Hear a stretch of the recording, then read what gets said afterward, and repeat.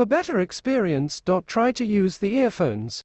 Don't forget to like, subscribe and comment in the video. Enjoy the story. Chapter 2 Tragedy must not happen again. Feng Yu woke up in the morning and found a 10 RMB New Year's money under his pillow. In this era, a popsicle only cost 2 cents and an ice cream only cost 3 cents. This was a huge sum of money. Feng Yu wished his parents a happy new year and ate a few dumplings. He then made a call to Wen Dongjun and went to his home for the New Year visit. Wen Dongjun, with a joss stick, merrily walked in front. From time to time, he would light a firecracker and toss around. Feng Yu was not a bit interested. He felt this was too childish. Dongjun, we had walked around half the village and the rest is more or less the same. Let's go back and play poker with Brother Liang. Although the village was small and has less than 100 households, Feng Yu could not stand walking around in this cold winter. Especially when he was wearing heavy cotton-padded jacket and trousers. He missed the thermal underwear and down jacket in his previous life. Okay, let's go to Brother Liang. Dongjun, Xiaoyu, where did the two of you go? A 17-year-old boy came to greet them. Feng Yu's eyes narrowed. He had deliberately avoided this household, but the village was too small. Brother Xuan, we are looking for Brother Liang to play poker. You want to join? Poker can be played anytime. This afternoon, I am going to hunt. Want to join? Lu Yichuan invited. Hearing the word hunt, Wen Dongjun's eyes lit up. Usually, his father did not let him touch the shotgun. But now it was Lunar New Year and his father was going out. He can secretly borrow it. Yes, I want to go. No. Both Wen Dongjun and Feng Yu shouted at the same time. Feng Yu absolutely cannot let Wen Dongjun go. He will break one leg and regret forever.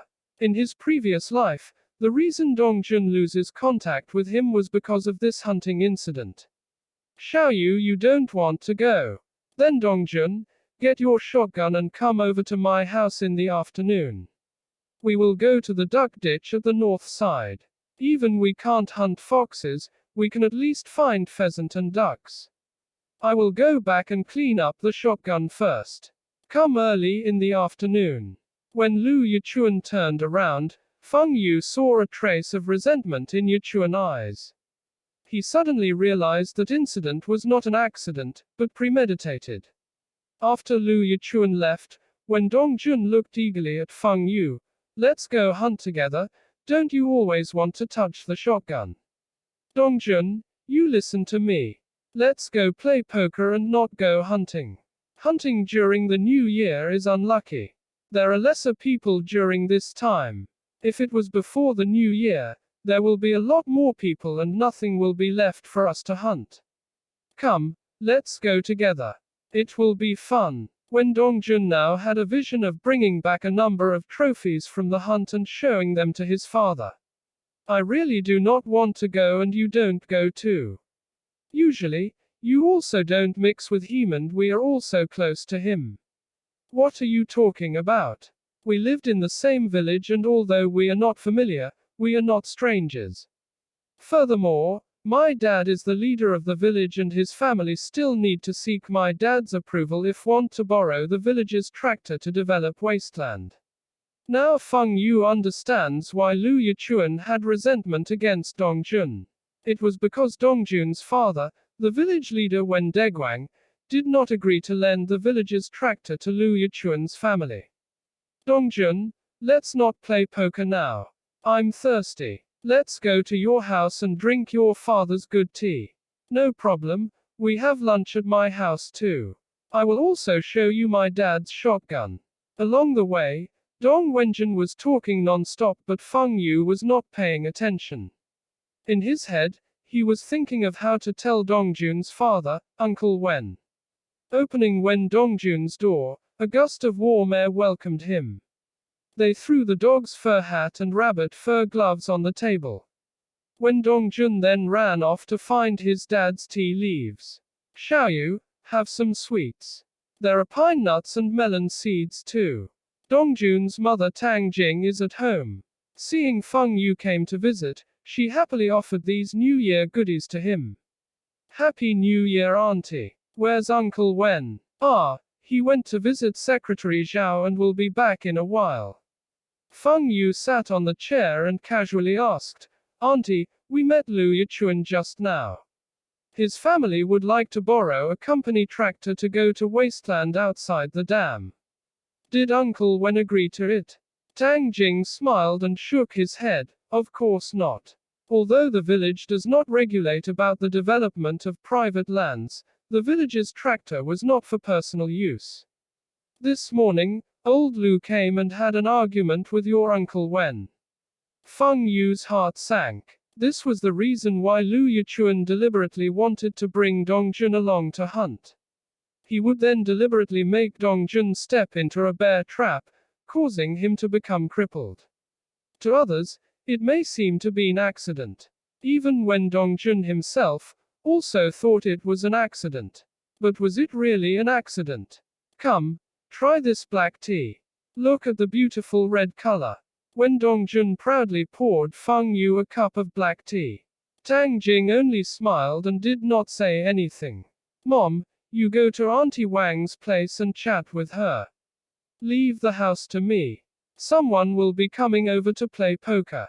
When Dongjun said loudly, Fine, I will go visit Auntie Wang's place. There are dumplings in the pot, help yourself. After sending his mother out, when Dongjun quickly looked under the bed and dragged a wooden box out. A shotgun and a dozen round of bullets. Dongjun, don't go. Didn't you hear what Auntie just said? Lu Yichuan's dad had just quarreled with Uncle Wen. I'm afraid that Yichuan is up to no good. Feng Yu grabbed Wen Dongjun's hand trying to stop him. He did not want the past tragedy to repeat. Many people had quarreled with my father before. The last time, Grandpa Li used his crutches to hit my dad because of some arguments over seeds. But what happened later? During harvesting, my dad sent people to harvest Grandpa Li's land first and he cooled down. When Dongjun replied nonchalantly and pushed Feng Yu's hand away, he then took the shotgun out and put 6 bullets into his pocket. Dongjun, listen to me, don't go. All Lu Yichuan did when he go to school was to fight. I'm afraid he will have bad intentions towards you this time. I'm not afraid of him. Look at what is in my hand. See if he dares to play punk with me. My gun is not for show. Feng Yu was at a loss. Dongjun still insisted to go. He was not afraid of Lu Yichuan because, even though that guy got into fights frequently, he does not use weapons. If it comes to blows, Dongjun was not afraid of him. Looking at the clock on the wall, when Dongjun stood up, okay, it's about time. You head home first. I am going to look for Lu Yichuan. Feng Yu remembered in the past life, Lu Jishuan did not use any gun till he became a soldier and left the village. If Feng Yu followed along, he should be able to help Dongjun to escape the bear trap. Wait a second, Dongjun. I'll go with you. Really? I knew you wanted to go. Hurry back and go steal your house's shotgun. Remember to use a sack to wrap it up and tell your mom that you are going to catch peasant.